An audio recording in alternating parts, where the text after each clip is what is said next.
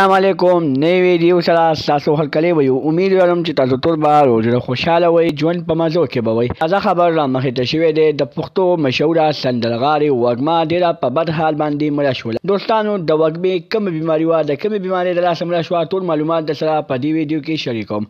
زموږ دا ویډیو خامخا وګورئ چې پوره معلوماتونه ځان خبر کړئ د نورو معلوماتي ویډیوګانو لپاره زموږ چینل سبسکرایب کړئ تر نشان څخه خامخا ووهئ چې زموږ هر یوه نوې معلوماتي ویډیو تاسو ته په اسانۍ سره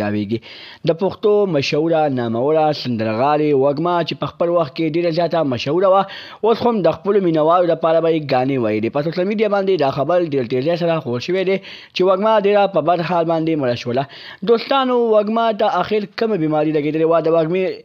څو ورځې مخکې یو ویډیو په سوشل میډیا باندې ډېره زیاته وایرل شوې وه چې وږمه په هسپتال کې ډېره په بد حال باندې پرته وه ډېر زیات سندرغاړي د هغې تپوس له هم ورغلي وو ډېرو زیاتو سندرغاړو جللي خو مو ځکه چې وږمه ډېره په بد حال باندې وه خو د هغه هسپتال تصویرانو نه چا غلطه پیدا واخیسته او د وږمې غلط نیوز په سوشل میډیا باندې خور شو چې وږمه مړه شوله دوستانو وږمه ژوندۍ ده وږمې په خپل بیان کې ویلي دي چې زه ژوندۍ یم ماته دواګانې کوئ چې ما له الله تعالی روغصحت راکړي چې بیا د خپلو مینهوالو په خوله باندې موسکا راولم دوستانو وږمه وایي چې زما مینهوال ما داسې سوچونه نه وکړي چې زما مینهوال به ما سره داسې